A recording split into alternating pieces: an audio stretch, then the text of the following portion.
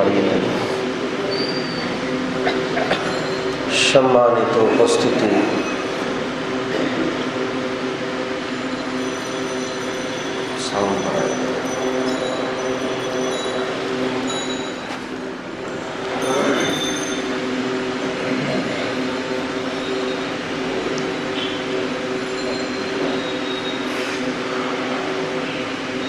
আমাদের আলোচনা গত সপ্তাহে ছিল পরাধীনতা।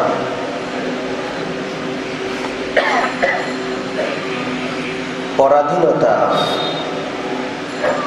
খুবই নিকৃষ্ট একটা জিনিস, এত বিষাক্ত, এত ভয়ঙ্কর। পরাধীনতার মধ্যে থেকে আল্লাহ পাকের ইবাদত বন্দেগীও সুন্দরভাবে করা যায় না। প্রিয় নবী সাল্লাল্লাহু আলাইহি ওয়াসাল্লামের মাতৃভূমি মক্কা শরীফ, মক্কা শরীফ ছেড়ে প্রিয় নবী চলে আসতে বাধ্য হয়েছেন। দীর্ঘ 6 বৎসর পর প্রিয় নবী মক্কা শরীফে যাচ্ছেন ইহরামের কাপড় পরে। 1500 সাহাবায়ে কেরাম তার সাথে রয়েছেন। উদ্দেশ্য উমরা পালন করা। উমরা আল্লাহ পাকের একটা ইবাদত। পবিত্র কাবা শরীফের তাওয়াফ করা, সাই করা সাফা মারওয়ার মাঝে, এরপরে মাথা মুন্ডিয়ে হালাল হয়ে যাওয়া, এই হলো উমরা। কোন যুদ্ধ বিগ্রহ মারামারি হানাহানির উদ্দেশ্যে প্রিয় নবী মক্কা শরীফে যাচ্ছেন না। কিন্তু এই ইবাদত পালন করতে গিয়ে বিশ্ব নবী বাধাগ্রস্ত হলেন। হুদাইবিয়া নামক স্থানে প্রিয় নবী অবস্থান করলেন। এটা হারামের সীমানার ভিতরে, আর সামান্য দূর গেলে মক্কা শরীফ। কিন্তু কাফেররা বাদ সাধল, কোনোভাবেই বিশ্ব নবীকে মক্কা শরীফে ঢুকতে দেওয়া হবে না। প্রিয় নবী খবর পাঠালেন, মক্কা শরীফ আসার উদ্দেশ্য, আগমনের উদ্দেশ্য স্পষ্টভাবে তাদের কাছে বর্ণনা করলেন।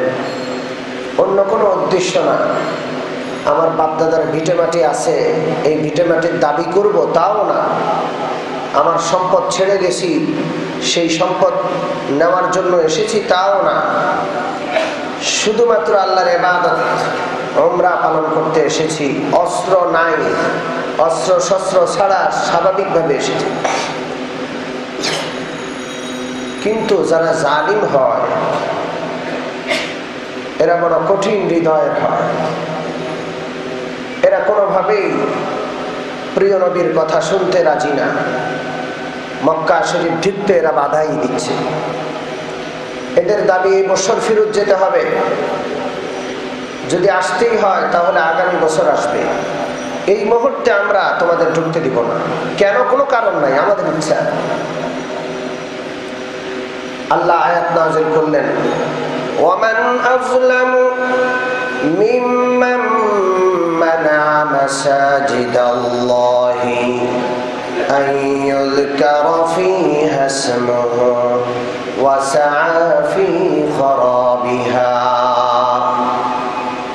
ওই ব্যক্তির চেয়ে বড় জালেম কে হতে পারে যে আল্লাহর বান্দাদেরকে আল্লাহর ঘরে এসে ইবাদত পালন করতে বাধা প্রদান করে? ওই ব্যক্তির চেয়ে বড় জালেম আর কেউ নাই। আল্লাহর ঘরে আসবে কেন বাধা? বাধা দেওয়ার কারণ হলো আল্লাহর ঘরের পবিত্র জমিন শত্রু কবলিত।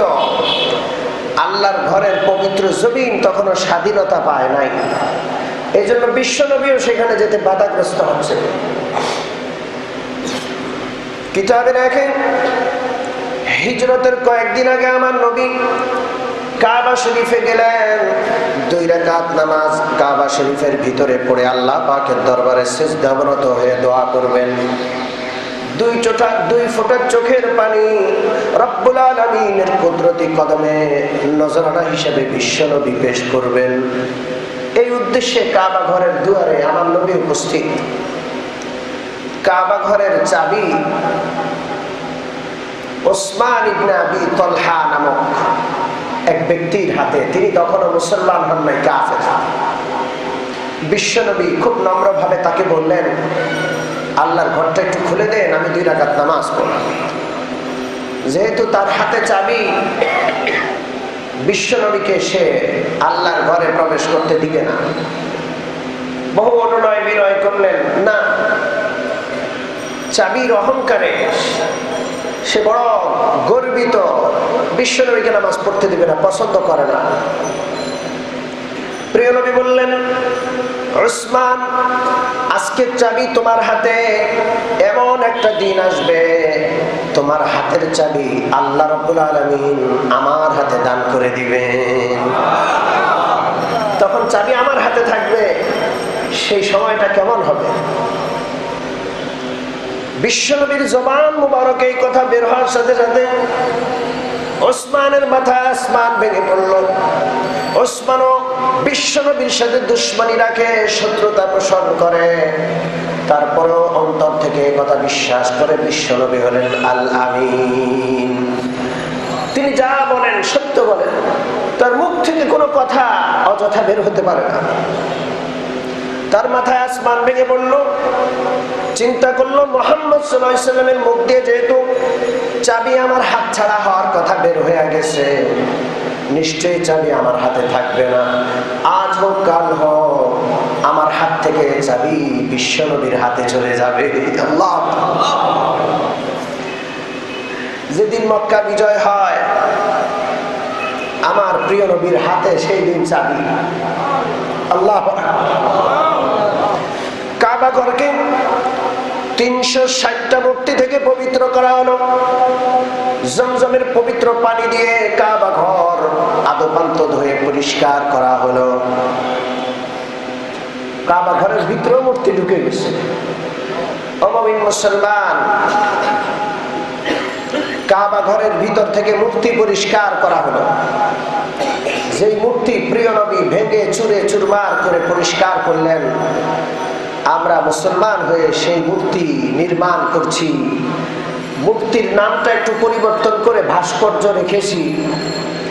আর এই মূর্তি সংস্কৃতিকে স্বাধীনতার চেতনার সাথে একাকার করে দিয়েছি, মিলিয়ে ঝুলিয়ে। ঠিক ঠিক না? আল্লাহ আমাদের হেফাজত করেন। হুমায়ুন আহমেদ নামক একজন লেখক ছিলেন, মারা গেছেন গত 2-3 বছর আগে। আমি নিজে কারো কাছ থেকে শোনা কথা বলছি না। একটি দৈনিক আছে প্রথম আলো, ওই প্রথম আলোতে হুমায়ুন আহমেদের লেখা আমি নিজে পড়েছি। যখন ওলামায়ে কেরাম বাংলাদেশের ওইতে গলিতে মূর্তি কেন দাঁড় করানো হচ্ছে এই ব্যাপারে প্রতিবাদ করছিলেন, মূর্তির নাম ভাস্কর্যের নামে মূর্তি স্থাপনকে ওলামায়ে কেরাম হারাম বলে ফতোয়া দিচ্ছিলেন, তখন এই লেখক প্রথম আলোতে কলাম লেখে, মিথ্যা কলাম, প্রিয় নবীর নামে মিথ্যা। সে লিখল, কাবা শরীফের ভিতরে 360টা মূর্তি ছিল। প্রিয় নবী সাল্লাল্লাহু আলাইহি সাল্লাম মক্কা বিজয়ের দিন কাবা শরীফের ভিতরে ঢুকে সবগুলো মূর্তি ভাঙলেন, কিন্তু একটা মূর্তি দেখতে বড় সুন্দর। প্রিয় নবী তার ভাস্কর্যের সৌন্দর্য দেখে মুগ্ধ হলেন। নাউজুবিল্লাহ। প্রিয় নবী তাকে ভাঙলেন না, যত্ন করে সেখানে থাকতে দিলেন। আবার নাউজুবিল্লাহ। ওই লেখকের বহু ভক্ত অনুরক্ত মুসলমানদের মধ্যে রয়েছে, আছে না নাই? আল্লাহ যেন হেফাজত করে। আমি কারো কাছ থেকে শোনা কথা বলছি না, এই নিজের এই 2 চোখে আমি নিজে পড়েছি। আল্লাহ তাকে মাফ করে দেন, জোরে বলেন আমিন। তার ব্যাপার আল্লাহর হাতে ছেড়ে দিলাম। আমরা যারা জীবিত আছি, যারা ইসলাম বিদ্বেষী লেখক, ইসলাম বিদ্বেষী পত্রিকার প্রচারক, যাদের কথা ইসলামের বিদ্বেষ বিষের মতো করে বের হয়, সাপের বিষ যেমন বের হয়, কোন মুসলমানের মহব্বত আর ভালোবাসার সম্পর্ক এই লোকগুলোর সাথে থাকতে পারে না। তো বলছিলাম, আমার প্রিয় নবী মক্কার কাবা, পবিত্র কাবা ঘরকে মূর্তি থেকে নাপাক, মূর্তি হইল নাপাক। যেন বলেন মূর্তি কি? পেশাব পায়খানা যেমন নাপাক, পেশাব পায়খানা যেমন দুর্গন্ধময়, মলমূত্র যেমন কটু গন্ধ ছড়ায়। সম্মানিত মুসল্লিয়ানে কেরাম, ফাজতানিবুল রিজসা মিনাল আওসানি ওয়াজতানিবু কাওলাজ জুর। আল্লাহ রাব্বুল আলামিন বলেন, মূর্তির অপবিত্রতা থেকে নিজেকে রক্ষা করো। মূর্তি আর ভাস্কর্য অপবিত্র। যার ঘরে মূর্তি আছে সে যেন অপবিত্র। মলমূত্রের চেয়ে আরো বেশি অপবিত্র জিনিস তার ঘরে রাখলো, ঠিক না? কেউ কি নিজের শোকেস, নিজের ঘর পেশাব পায়খানা মলমূত্র দিয়ে সাজায়? জোরে বলেন, সাজায়? মূর্তির নাপাকি, মূর্তির অপবিত্রতার দুর্গন্ধ পেশাব পায়খানার দুর্গন্ধের চেয়ে কোটি গুণ বেশি। এটা কে বলছেন? এই জন্য কারো ঘরে যদি মূর্তি থাকে, কারো শোকেস যদি মূর্তি দ্বারা সাজানো থাকে, আজকে জুমার নামাজে তওবা করে জুমার নামাজ পড়ে গিয়ে সেই সমস্ত মূর্তি শোকেস থেকে সরাবো, ভেঙে চুরমার করে আগুনে জ্বালাবো। রাজি আছি? আফসোস, বাংলাদেশের অলিতে গলিতে হাঁটতে ভয় লাগে, না জানি আল্লাহর আযাব এসে যায়। সবচেয়ে বড় শিক্ষা প্রতিষ্ঠানগুলো মূর্তি দ্বারা সাজানো। আল্লাহ পাক আমাদের হেফাজত করে। প্রিয় নবী সর্বপ্রথম কাবাঘরকে মূর্তি থেকে মুক্ত করলেন। আমামিন মুসলমান, এখানে বলে রাখি, যেই স্বাধীনতার চেতনার সাথে মূর্তি আছে সেই স্বাধীনতার চেতনাও নাপাক হয়ে যায়। আমাদের বাংলাদেশের নাগরিক যেমন 90% মুসলমান, স্বাধীনতার মধ্যেও 90% মুসলমান অংশগ্রহণ করেছে, ঠিক কি ঠিক না?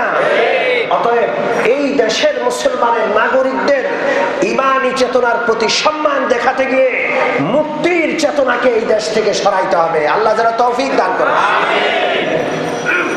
প্রিয় নবী মূর্তি থেকে কাবা ঘর পাক করলেন, পবিত্র করলেন, জমজমের পানি দিয়ে কাবা ঘরটা ধুইলেন, 2 রাকাত নামাজ আদায় করলেন।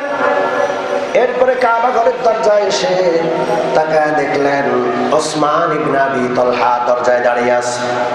আমার প্রিয় নবী চাবিটা নিজের হাতে নিলেন, ওসমানের দিকে তাকিয়ে বললেন, ওসমান, আল্লাহ পাক কি আমার কথা সত্যে পরিণত করেছেন? আজ থেকে 10 বছর আগে আমি বলেছিলাম এমন একটা সময় আসবে কাবা ঘরের চাবি যখন আমার প্রভু আমার হাতে দান করবেন। সুবহানাল্লাহ। ওসমান তাকায় দেখে বিশ্ব নবীর দিকে আর বলে, আল্লাহ পাক আপনার কথাই সত্য পরিণত করেছেন। তখনও মুসলমান হয় নাই। আমার নবী বললেন, ওসমান, আমার আল্লাহ চাবি আমার হাতে দিয়েছেন, আমি বিশ্ব নবী আল্লাহ রাব্বুল আলামিনের পক্ষ থেকে এই চাবি তোমাকে ফেরত দিচ্ছি। কিয়ামত পর্যন্ত তোমার বংশধরদের হাতে চাবি থাকবে। তোমরা কাবা ঘরের খেদমত করবা, কাবা ঘরকে পরিষ্কার পরিচ্ছন্ন রাখবা।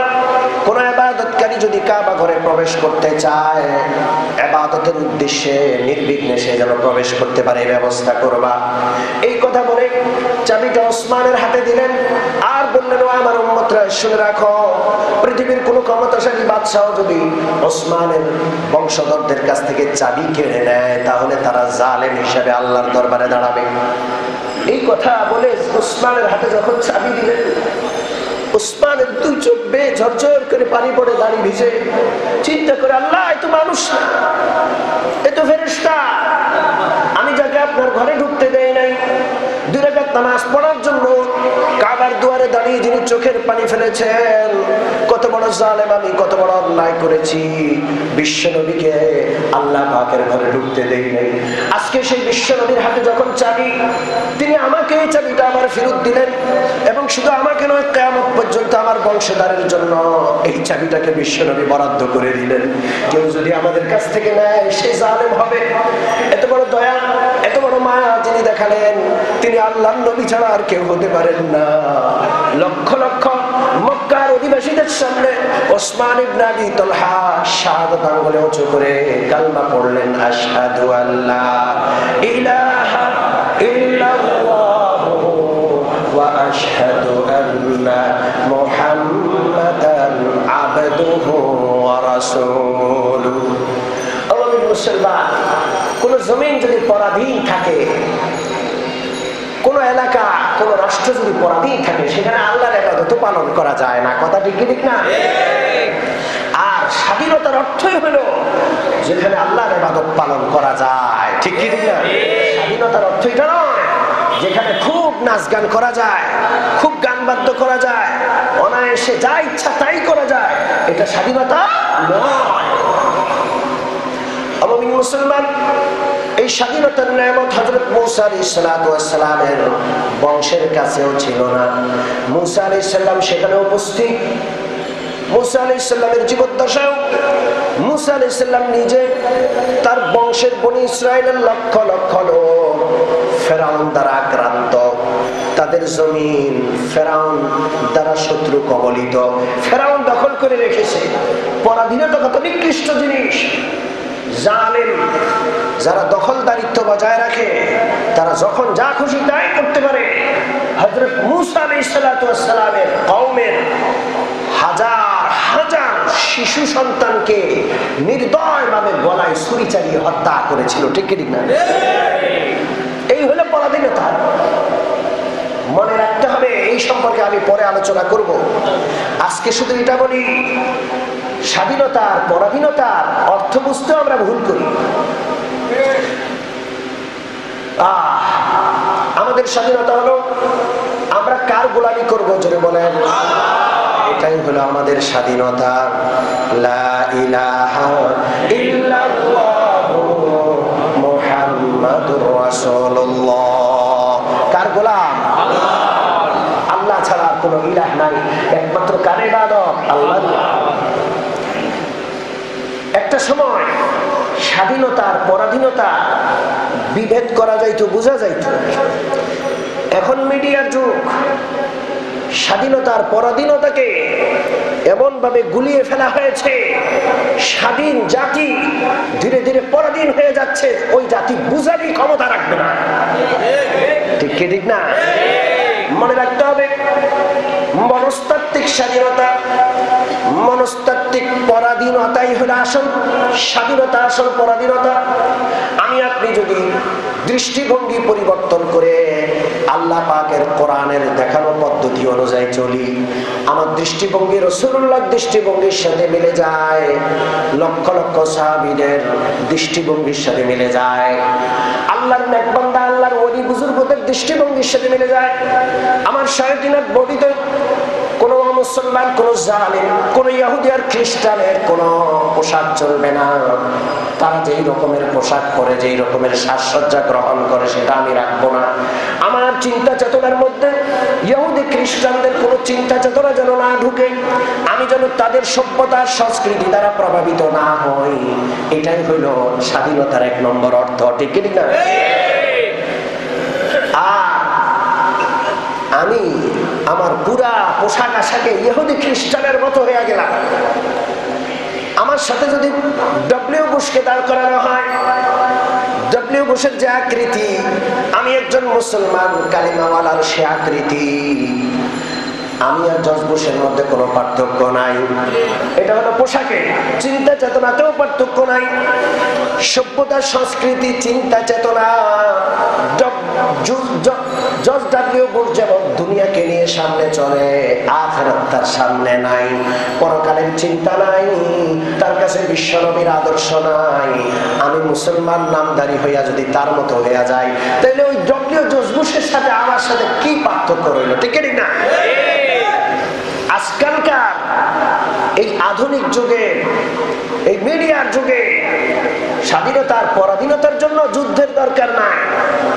মুমিন মুসলমান মিডিয়াকে ব্যবহার করে, প্রচার মাধ্যমের মাধ্যমে প্রপাগান্ডা চালিয়ে একটা স্বাধীন জাতিকে মনস্তাত্ত্বিক ভাবে পরাধীন জাতিতে রূপান্তরিত করবে, এবং ওই স্বাধীন জাতি নিজেই খুশি খুশি নিজের ভূখণ্ড, নিজের সভ্যতা, নিজের সংস্কৃতি সব বিজাতীয় সংস্কৃতির মধ্যে বিলীন করে দেবে। ঠিক আছে? আরেকটা যুদ্ধের দরকার নাই। এখন অস্ত্রের যুদ্ধে বিশ্বাসী নয় তারা এখন চিন্তা চেতনার উপর আক্রমণের যুদ্ধে বিশ্বাসী। বাংলাদেশের বিলবোর্ড গুলো, বাংলাদেশে যে বিলবোর্ড গুলো লাগানো হয়, এই বিলবোর্ড গুলোর দিকে তাকায় দেখেন, এই বিলবোর্ড গুলো বাংলাদেশের মানুষের চিন্তা চেতনা, সভ্যতা, সংস্কৃতির সাথে কতটা সম্পর্ক রাখে। ঠিক ঠিক না? বেশি গভীর ভাবে আলোচনা করতে গেলে অনেকে নারাজ হয়ে যাবে। আমি শুধু ইশারা দিব, ভ্যাসলিন শীতকালে ব্যবহার করতে হয়, না হয় চামড়া ফেটে যায়। ঠিক কি ঠিক না? এই ভ্যাসলিনের অ্যাডভার্টাইজ দিতে গিয়ে বিলবোর্ডে নগ্ন নারীর ছবি দেওয়া হয়েছে। তার অবস্থা আমি ভাষায় প্রকাশ করলেই মিম্বর অপবিত্র হয়ে যাবে। আমি জিজ্ঞাসা করি, এই বিলবোর্ড কোন কোম্পানি? বাংলাদেশের 90% মুসলমান, এই দেশে রাস্তার মনে মনে নগ্ন নারীর বিলবোর্ড এখানে বসানোর দুঃসাহস কোথায় পেল? বাংলাদেশে কি সরকার নাই? বাংলাদেশে কি প্রশাসন নাই? বাংলাদেশের সরকার প্রশাসন মানুষের জান মালের নিরাপত্তা যেমন দিতে হবে, ঈমান, ইজ্জত, আব্রু, সভ্যতা, সংস্কৃতিরও নিরাপত্তা দিতে হবে। ঠিক কি ঠিক না? আল্লাহ যেন আমাদের বুঝার তৌফিক দান করেন। আমিন। মুসলমান, এই রকমের সাংস্কৃতিক আগ্রাসন গুলোর মধ্য থেকে একটা কঠিন সাংস্কৃতিক আগ্রাসন হলো 31st নাইট। আজকে হলো 30শে ডিসেম্বর, আগামীকাল 31শে ডিসেম্বর। আগামীকাল দিনগত রাত 12টা 1 মিনিটে অমমিন মুসলমান 2016 সাল শেষ হয়ে 2017 সালের প্রথম মুহূর্ত হবে। ঠিক ঠিক না? এই মুহূর্তটাকে 31st নাইট বলে। 31st night. কোন মুসলমানের সন্তান যে আল্লাহকে বিশ্বাস করে, পরকালকে বিশ্বাস করে, বিশ্বনবীকে নবী হিসাবে মানে, 31st নাইট উদযাপন করা নগ্নপনা, বেহায়াপনা, বেলাল্লাপনার সংস্কৃতির সাথে গা ভাসিয়ে দেওয়া, এটা কি তার দ্বারা সম্ভব? আমি সরকারকে ধন্যবাদ জানাই। এই 31st নাইটে আলহামদুলিল্লাহ সরকার যে কোনো ধরনের, কোন প্রকারের উৎসব, কোন প্রকারের গান বাদ্য সরকার নিষিদ্ধ করেছে। এই জন্য সরকারকে ধন্যবাদ জানাই। আল্লাহ তাদেরকে ভালোভাবে, আরো ভালোভাবে ইসলাম আর দেশের মানুষের খেদমত করার তৌফিক দান করেন। আমিন। মুসলমান, উইলিয়াম সেক্স নামক একজন ব্যক্তি সর্বপ্রথম এই 31st নাইটে ফ্রি সেক্সের ঘোষণা দেয়। 31st নাইট খ্রিস্টানরা বহু আগে থেকে পালন করে, কিন্তু উইলিয়াম সেক্স ফ্রি নাকি কি জানি তার নাম, সেই 31st নাইটে সর্বপ্রথম ফ্রি সেক্সের ঘোষণা দেয় যে মানুষের মধ্যে, নারী পুরুষের মধ্যে সম্পর্কের জন্য বিবাহ, সংসার এত ঝামেলা কেন? যে যাকে যেখানে যখন পছন্দ করে তখনই তাদের দৈহিক মিলনের স্বাধীনতা থাকতে হবে। নাউজুবিল্লাহ। কুত্তাও এতটা স্বাধীন নয়। মানুষকে কুকুরের চেয়ে নিচু স্তরে নামানোর অপচেষ্টা এরা করছে। ঠিক না? যারা 31st নাইট উদযাপন করছে, অমমিন মুসলমান, পৃথিবীর দেশে দেশের খবর নেন। পৃথিবীর সবচাইতে বেশি মদ সেই রাত্রে পান করা হয়। পৃথিবীর সবচাইতে বেশি ধর্ষণ সেই রাতে হয়। আল্লাহর জন্য পৃথিবীর সবচাইতে বেশি নাফরমানি সারা বছরে সেই রাত্রে হয়। মুসলমান কালিমা পড়ে কিভাবে 31st নাইট পালন করতে পারে? ঠিক ঠিক না? বাংলাদেশে এমনও হোটেল আছে যে সমস্ত হোটেলে খুব গোপনে ডিজে পার্টির ব্যবস্থা করা হয়, টিকিট বিক্রি হয়। এক একটা টিকিট ওই পার্টিতে যাওয়ার জন্য 40-50 হাজার টাকায় বিক্রি হয়। আমাদের দেশে এমনও মানুষ আছে ওয়াজ মাহফিল, মসজিদ, মাদ্রাসায় 5টা টাকা দান করতে রাজি না, আর সেখানে একটু রাতের আনন্দ উদযাপনের জন্য 50,000, 60,000, লাখ লাখ টাকা খরচ করতে রাজি। ঠিক ঠিক না? কপাল পুড়ে গেছে, কপাল পুড়ে গেছে। আমিন। মুসলমান, নাচ গান হারাম, গান বাদ্য হারাম, উলঙ্গপনা বেহায়াপনা, বেলাল্লাপনা হারাম, নারী পুরুষের অবাধ মেলামেশা হারাম। 31st নাইট যাদের সভ্যতা, যাদের সংস্কৃতি, তারা এই সমস্ত নিষিদ্ধ আর হারাম জিনিসগুলো মুসলমানদের রন্ধ্রে রন্ধ্রে প্রবেশ করাতে চায়। আমরা কি এদের সাথে একাত্মতা পোষণ করতে পারি? আমরা স্বাধীন সত্তা, আমরা কার গোলাম? আল্লাহর গোলামি যদি কোনো বান্দা করে তাহলে সেই স্বাধীন।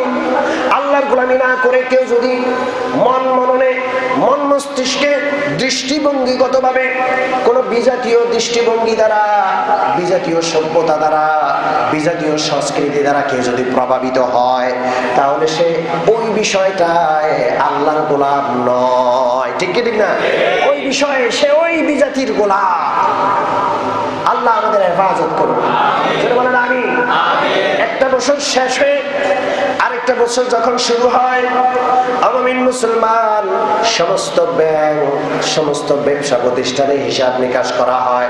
গত বছরের আয় ব্যয়ের হিসাব, গত বছর কি কি ভুল ত্রুটির কারণে লস হয়েছে, কোথায় কোথায় আমরা ব্যর্থ হয়েছি, সব হিসাব করা হয়। আফসোস, ব্যবসা বাণিজ্য, টাকা পয়সা সবচাইতে দামি সম্পদ হইল মানুষের জীবন। মানুষের প্রতিটা ক্ষণ, প্রতিটা মুহূর্ত অনেক দামি। দুনিয়া থেকে আবার ফিরে আসা যাবে? জোরে বলেন, ফিরে আসা যাবে? জাহান্নামীরা যখন জাহান্নামে যাবে, আল্লাহ রাব্বুল আলামিনের কাছে দোয়া করবে, আল্লাহ রব্বানা আবসারনা ওয়া সামি'না ফারজি'না না'মাল সালিহান ইন্না মুকিনুন। আল্লাহ গো, এই কিয়ামত, হাসর নাসর, কবরের আযাব, জান্নাত জাহান্নাম সবকিছুর কথা নবীরা বলেছিলেন, উলামায়ে কেরাম বলেছিলেন। আল্লাহর নেক বান্দারা, তবলিগের সাথী ভাইরা, হক্কানি পীরের মুরিদরা সব বুঝাইছিলেন, কিন্তু আমরা বুঝি নাই, বিশ্বাস করি নাই। এখন তো দেখি সব সত্য, সব চোখে দেখলাম। অতএব আবসারনা ফারজি'না, আমাদেরকে একটু ফিরে যেতে দেন, না'মাল সালিহা, যদি একটু দুনিয়ায় ফিরে যেতে পারি, নেক আমল করবো গো আল্লাহ, নামাজ পড়বো, রোজা রাখবো, জীবনে এক ওয়াক্ত নামাজ কাজা করবো না, একটু ফিরে যাওয়ার সুযোগ দেন। কি বলেন, ফিরে যাওয়ার সুযোগ পাওয়া যাবে? পাওয়া যাবে? যেই বছরটা অতিবাহিত হলো, 365টা দিন অতিবাহিত হলো, 365টা ইট আমার হায়াত নামক বিল্ডিং থেকে খসে পড়ে গেল। ঠিক কি ঠিক না? এটা কি খুশি হওয়ার? এই বিষয়টা কি খুশি হওয়ার? ভীত হওয়ার? হায় হায়, আর কয়দিন বাঁচবো, আর কয়টা দিন আছে আমি হায়াতে, এই বছরটা আমল করতে পারি নাই, আগামী বছরটা যেন আমল করতে পারি। কি কি ত্রুটি হয়েছিল এই বছর, আল্লাহ পাকের নৈকট্য লাভে কোথায় কোথায় বাধা, কোন কোন বদ অভ্যাস, কোন কোন গুনাহের অভ্যাস আমার আছে, হিসাব করার দরকার ছিল। সেটা না করে আয় হায় আনন্দ, নাচ, গান, বাজনা, এগুলোর মধ্যে লিপ্ত হয়ে যাওয়া, এটা কি বুদ্ধিমানের কাজ? যদি বলেন বুদ্ধিমানের কাজ? এটাই পরাধীনতা। কাফেররা এটাই চাচ্ছে। কোরআনে পাকে আল্লাহ রাব্বুল আলামিন বলেন, ইন্নাল্লাযীনা ইউহিব্বুনা আন তাশিআল ফাহিশাতু ফিল্লাযীনা আমানু লাহুম আযাবুন আলীম। নিশ্চয়ই যারা এই কথা চায় যে মুসলমানদের মধ্যে অশ্লীলতা ছড়িয়ে পড়ুক, মুসলমানদের মধ্যে উলঙ্গপনা ছড়িয়ে পড়ুক, মুসলমানদের মধ্যে বেহায়াপনা, বেনিল্লাপনা ছড়িয়ে পড়ুক, যারা এটা চায়, এটার আয়োজন করে, এটাতে যোগদান করে, এটাতে মৌন সমর্থন করে, লাহুম আযাবুন আলীমুন ফিদ দুনিয়া ওয়াল আখিরাহ। আল্লাহ রাব্বুল আলামিন বলেন, দুনিয়া এবং আখিরাতে তাদের জন্য কঠিন সাজার ব্যবস্থা রেখেছি। ঠিক কি ঠিক না? কঠিন সাজা দেওয়া হবে যারা মানুষের মধ্যে, মুসলমানদের মধ্যে উলঙ্গপনা, বেহায়াপনা, বেলাল্লাপনা, নাচ গান ছড়িয়ে দিতে চায়, এটাকে সংস্কৃতির নামে মুসলমানদের মধ্যে চালিয়ে দিতে চায়, সভ্যতার নামে চালিয়ে দিতে চায়, পয়লা বৈশাখের নামে বাঙালি সংস্কৃতি, সার্বজনীন সংস্কৃতি বিভিন্ন নাম দিয়ে, শব্দ দিয়ে সাজিয়ে মানুষের মধ্যে এগুলো প্রবেশ করাতে চায়। আল্লাহ পাক বলেন, লাহুম আযাবুন আলীম ফিদ দুনিয়া ওয়াল আখিরাহ। দুনিয়াতেও এদের জন্য কঠিন সাজা রয়েছে, আখিরাতেও এদের জন্য কঠিন সাজা রয়েছে। ঠিক ঠিক না? আমি মুসলমান এই একটা রাতকে কেন্দ্র করে পৃথিবীতে যেই পরিমাণ অপচয় হয়, এই অপচয় শুধু মুসলমানরা নয়, খ্রিস্টান এবং ইহুদি ধর্ম যাজক যারা আছেন তারাও এর প্রতিবাদ করেন। এই উলঙ্গপনা, বেহায়াপনা, বেলেল্লাপনার প্রতিবাদ সমস্ত ধর্মগুরুরা করেন এবং তারা বিভিন্ন লিখনির মাধ্যমে এর প্রতিবাদ করেন এবং বলেন এই একটা রাতে সারা পৃথিবীতে আনন্দ উদযাপন করে যেই পরিমাণ অপচয় করা হয়, এই অপচয়ের অর্থগুলো একত্র করে জমা করে সুদান, সিরিয়া, বার্মা, যেখানে লক্ষ লক্ষ মানুষ ক্ষুধায়, খানার অভাবে, বিশুদ্ধ পানির অভাবে দুকে দুকে মরছে, এই সমস্ত দেশগুলোকে যদি সহযোগিতা করা হয়, পৃথিবীর নিম্নবিত্ত দেশগুলোকে যদি সহযোগিতা করা হয়, তাহলে এই দেশগুলো 1 বছর নয়, 2 বছর নয়, তাদের লেখনী অনুযায়ী 1 যুগ সচ্ছলভাবে চলতে পারে। আল্লাহু আকবার। এত পরিমাণ অপব্যয় করা হয়। তাদের ধারণা কি জানেন? এই দুষ্ট লোকদের ধারণা হলো সবচেয়ে দামি মদটা সেই রাতে ব্যবহার করবে। দামি মদ, সবচেয়ে দামি মদ, পেপসি, কোকোলা, মেরিন্ডা, এগুলোর বোতল খুললে যেমন একটা ফুস করে ওঠে, ফেনা বের হয়, দামি মদের বোতলের সিপিটা খুললে, কাঠটা খুললে ফুস করে ওঠে, একটা ফেনা বের হয়। এদের ধারণা, এরা মনে করে যত দামি মদ খোলা হবে, যত বেশি করে ফেনা উঠবে, ফুস করবে, ওই ফোসের সাথে বিগত বছরের সমস্ত গ্লানি দূর হয়ে যাবে। এরপর বাকিটা হইল আগামী বছর খাও আর ফুর্তি করো। নাউযুবিল্লাহ, নাউযুবিল্লাহ মিন যালিক। এই সমস্ত অপসংস্কৃতিকে আমরা প্রত্যাখ্যান করব। রাজি আছি? অপসংস্কৃতির সয়লাবে কোন স্বাধীন জাতি যদি ভেসে যায়, তো শুধু তারা ভাসবে না, তাদের মুক্তিযুদ্ধ, তাদের লক্ষ শহীদের রক্ত অর্জিত স্বাধীনতা সব এই অপসংস্কৃতির সয়লাবে ভেসে যাবে। ঠিক কি ঠিক না? স্বাধীন সত্তা, স্বাধীন দেশের অর্থ হলো স্বাধীন চেতনা এবং স্বাধীনভাবে আল্লাহ পাকের ইবাদত বন্দেগী করার একটা সুন্দর পরিবেশ। ঠিক কি ঠিক না? আল্লাহ পাক আমাদের সকলকে স্বাধীনতার অর্থ মর্ম বুঝার এবং স্বাধীন সত্তা হিসেবে আল্লাহর ইবাদত করে পৃথিবীর বুকে মাথা উঁচু করে দাঁড়ানোর, এবং এই 31st নাইট সহ আরো বিভিন্ন নামে যে সমস্ত বেহায়াপনা, বেলেল্লাপনা, নাচ, গান, বাজনা এগুলো করা হয়, নারী আর মদ নিয়ে রাত কাটানো হয়, এগুলো থেকে নিজেদের দূরে রাখার, অন্তর থেকে এগুলোকে চরম ভাবে ঘৃণা করার, এগুলো যেন কেউ না করে তাদেরকে বুঝানোর তৌফিক দান করেন। আমিন। ওয়া আখিরু দাওয়ানা আলহামদুলিল্লাহি রাব্বিল আলামিন ওয়া সাল্লাল্লাহু তাআলা আলা খায়রি খালকি মুহাম্মদ ওয়া আলিহি ওয়া সাহবিহি।